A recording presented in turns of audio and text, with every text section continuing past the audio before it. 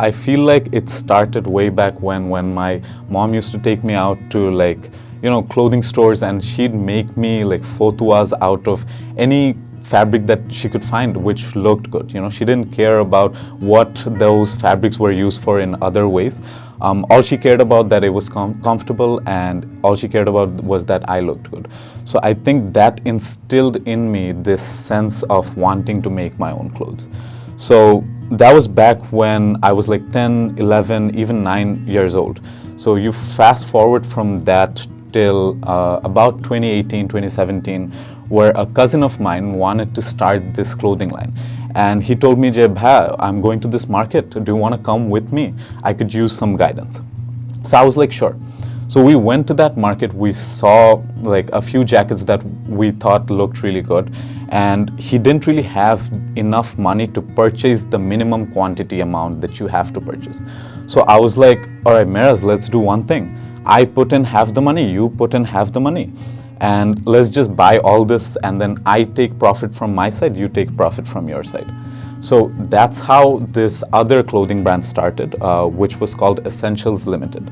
So that started, and we sort of sold out of all the products we have, but we were just reselling things that other people made, right? We were reselling Adidas jackets, Nike jackets, stuff like that.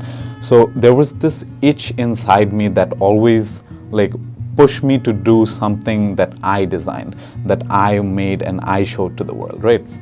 So then I thought back about the tailoring days with my mom, how I used to go to tailoring shops, I used to go make suits with my dad, and I figured that, okay, there isn't really any online tailoring shop, There isn't really a service that you can just sit at home and get those custom pieces or get those perfectly fitted, just made for you things delivered to your doorsteps.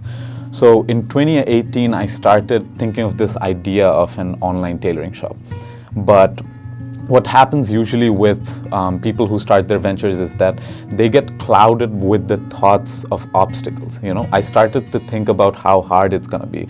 I started to think about all the things that I don't have the capital for, or didn't have the capital for back then.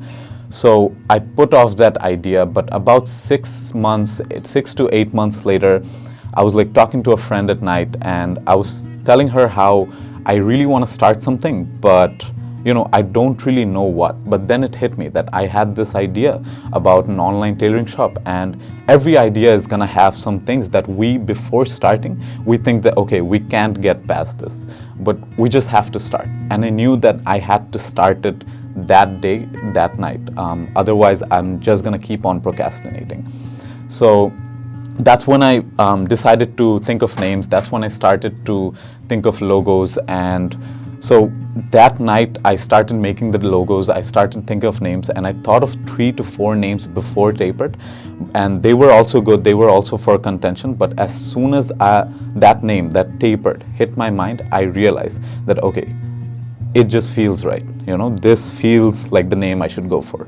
And that's when I started work. I designed 3 to 4 logos myself, decided on the logo, made that email, made the Instagram account, and I did it before going to bed that night, because I knew that if I went to sleep, tomorrow I'm going to wake up and I'm going to delay another 6 or 8 months to start it.